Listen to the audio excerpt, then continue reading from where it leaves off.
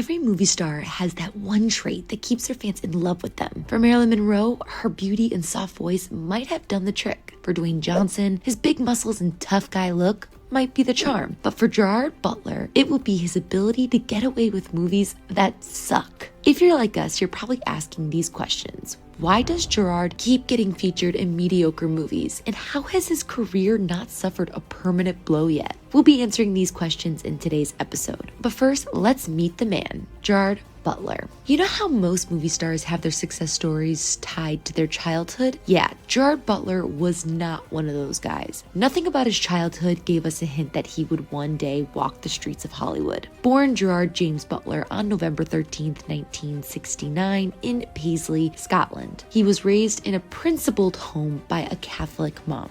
In fact, he held the position of head boy at his high school, won himself a scholarship to study law at the University of Glasgow's School of Law in the UK, and even became the president of the school's law society.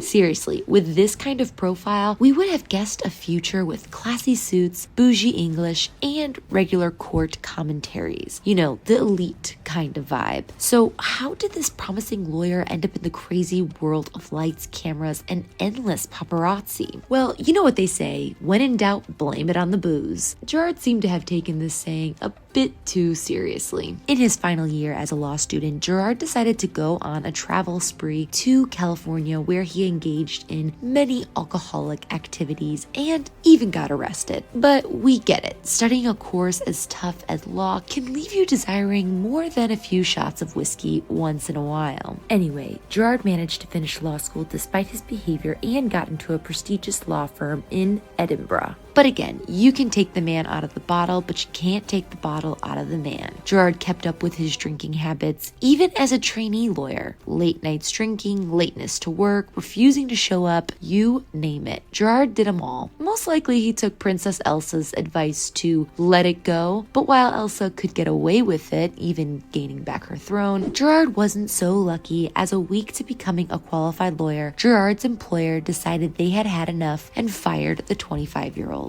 Out of a job, Gerard started in search of another career path. All he knew was that he wanted to be famous, so it was not so long before he discovered a path to fulfill his desires. Acting. For him, it was like finding a home. He started in theaters, initially getting a role in the Shakespeare play Coriolanus. His audition was so top tier that the director casted him in the production immediately. And so the actor Gerard Butler was born by the age of 27. Gerard got his first professional acting job in the stage adaptation of Trainspotting at the Edinburgh Festival. The interesting part about this job was that Trainspotting was the movie Gerard saw which fired up his interest in acting. So essentially, it was a full circle moment for him. But theater was only a stepping stone to Gerard's career. In 1997, Gerard took a role in Mrs. Brown, a British film about Queen Victoria and her trusted servant, with Gerard playing Archie Brown. Something ironic happened during the shooting of this film. While having a picnic with his mother at one of the film's locations, Gerard heard a scream for help from a drowning boy at the nearby beach. Heroically, he raced to the scene and jumped into the water, eventually rescuing the boy from death. For his act, he was given a certificate of bravery from the Royal Humane Society. Who knows, maybe that was his way of telling the world he was a good fit for hero characters in movies. Just kidding, we definitely recognize self-acts of service when we see one. Anyway, Gerard continued to accept roles in films, including the second James Bond film, Tomorrow Never Dies. But his major break came in 2000 when he starred in Dracula 2000. Now, the entire story around this one is nothing but chaotic, the kind you typically see in some episode of The Loud House. First, nobody was willing to take the lead role. We don't know why, but we're betting it had something to do with the script, which, according to Robert Weinstein, was terrible despite several edits. It was so bad that the director had to rehearse most scenes with assistants during pre-production. Gerard Butler was eventually hired for the lead role just 2 days into production, so it wasn't a surprise when the film flopped commercially and critically. Rotten Tomatoes rated it a disappointing 17%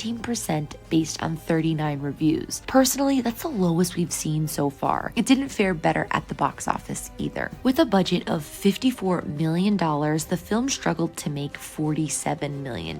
This kind of loss is usually career-threatening for the actors and crew involved. but it did well to put Gerard Butler in the spotlight in Hollywood. His next film, Reign of Fire, didn't fare any better. However, Gerard again escaped taking a major blow to his career and instead landed more roles in 2 new projects, the Lara Croft sequel and Timeline. For Timeline, the major cause of its failure was the numerous edits and reshoots which affected its marketing. For Lara Croft, Tomb Raider, The Cradle of Life, it grossed $160 million worldwide with a $95 million budget, though considered a domestic box office failure. But while the director and producer absorbed the effect of the failure, Gerard escaped yet again. However, with 4 movie fails back to back, Gerard needed no prophet to tell him that his career urgently needed a win. It was either that or goodbye Hollywood. After rejecting an offer to play James Bond in one of the Bond movies, Gerard found himself on set for a musical play, Phantom of the Opera.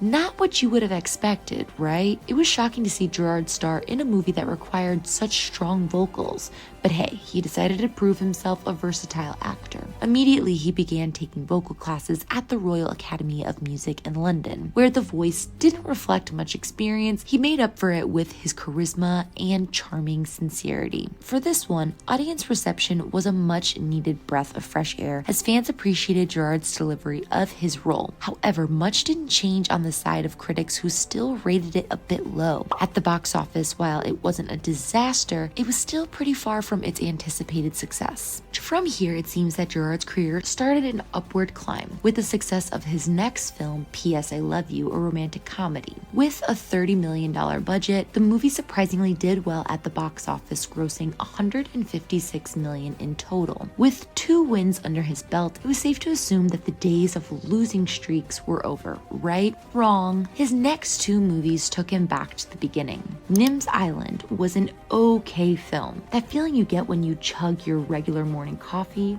Not great, not bad, just there. But we're certain that he would have picked that meh outcome over how the very next one turned out. Rockin' and Rolla was much worse, but this time the marketing team was to blame for the failure. For some weird reason, the movie's release was delayed in theaters in an attempt to build anticipation. That backfired severely, leaving the film with a $26 million gross from a budget of $18 million. You just know someone on the marketing team got fired after that. In 2009, Gerard continued to strive to keep his career together. He appeared in a number of high-budgeting movies like Watchmen, Law Abiding Citizen, and Gamer. At this time, he ventured into voice acting, voicing the lead character in Watchmen's animated series, Tales of the Black Freighter. However, the segment was removed from the final cut due to a long running time. It wouldn't have done much for him anyway, seeing that the entire movie flopped yet again at the box office. The same went for The Gamer and Law Abiding Citizen, which he produced. So it's safe to say that it wasn't a good year at all for Gerard. The next success for the Scottish actor wouldn't come until 2010 when he voiced the character of Stoic the Vast in How to Train Your Dragon, which was a huge hit that earned him several sequels. Nevertheless, Gerard's losing streak was far from over. Between 2011 and 2020, he faced about 6 more movie flops and 2 average ones before going into rehab following an accident and addiction to substances. But if there's one thing we love about him, it's his tendency and resilient spirit, something that will probably be hard to find nowadays. Hopefully his upcoming projects will set him on a winning streak again. I personally have always been a fan of Gerard and would love to see him in another hit. Let me know in the comment section below if there's any movies that you love of his that we did not mention. And if you liked this video, make sure to click and subscribe, and we will catch you at our next video.